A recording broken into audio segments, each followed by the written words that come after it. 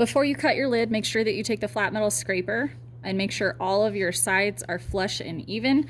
I would probably need an additional 20 minutes to sit here and perfect this, because when I mess up one side, I have to fix the other, and we already know how that process goes.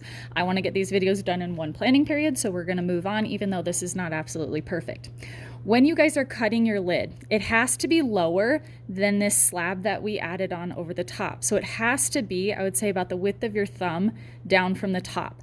And then it has to have a notch of some sort or a wave in it. So a notch is something that looks like this. I have two on here, but this one is not made correctly, because watch, if I tip this backwards, this can fall this way because I don't have notches on this side. So I want you guys to have either notches on all sides or cut a wave into it or a zigzag, and I'm going to show you guys different ways to do that. So if I'm ready to cut my lid, I'm going to take a needle tool, or if you're at home, anything that can draw a line on your clay. And so if I want to do a wave, I just lightly, I'm not cutting through, I just lightly create a wave on here. Okay, you could also do a zigzag, and it doesn't have to be, you actually don't want it to be really, really tight lines, because it's going to end up being difficult to cut with your X-Acto knife, which is what we're doing in class or at home, a steak knife, butter knife, anything that you have. If I want to do a straight across line, what I have kids do is use a clean scraper, kind of eyeball it, make it flush with the top, do a line across the top, and if I want it straight, I have to do a notch. So then I would draw my notch in here with my needle tool. Or again, I can create even just a dip. So there's a lot of different ways that you can do this. Just make sure that the corners match up. Mine don't match up here, so I need to readjust that line. This is why I draw it with a needle tool first. In case I mess it up, I can just smooth that out. When you guys are using X-Acto knives, these are for clay. They're a little bit rusty. Don't stab yourself with them, please. When you're cutting this, we don't saw it back and forth. We actually press it into the clay. And keep in mind, your corner is going to have a little bit of depth to it. So I actually don't start on the corner.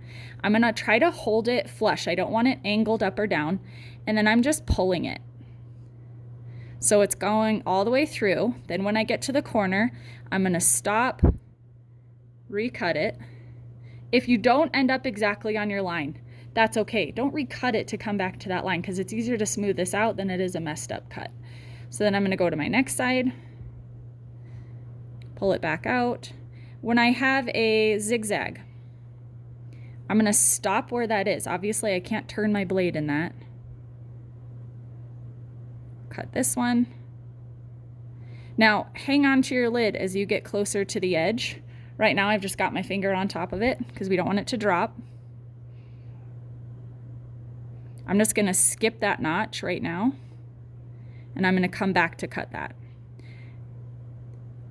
And then you're going to figure out, maybe I can make that turn without messing it up. Maybe I can. I ended up making mine a little bit bigger. And then my last piece, I'm hanging onto the top to make sure I don't accidentally drop it. And then lay it down on your table and very lightly kind of shimmy it back and forth. You might feel some pieces of clay gripping. We don't want to change the top too much. If I have a little piece of clay that's coming off, I can kind of press that down. But what I do is I just lightly sponge over the top. If there's a dent in it, it means there's a depression on the other side, and we want to keep that so our lid will line up.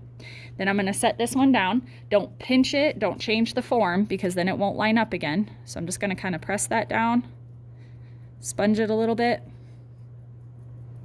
Now if these are wet, they're going to stick together at least for a little bit, so I let mine dry, but just to kind of show you, it's going to come back together and you shouldn't have pieces sticking out. And in fact, once this dries a little bit, so it's not moist over the top, I put it back together and then I kind of scrape it to make sure it's flush, to make sure that when that box shuts, we don't have anything sticking out.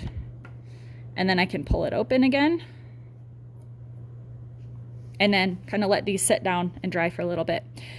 When you guys store these in your boxes, you will shut it, or when you store them in your bags, you're going to shut it to store it. At this point, you can start adding your texture, adding your relief, adding your sculptural elements if you want to have a little lizard coming over the top, and adding your feet.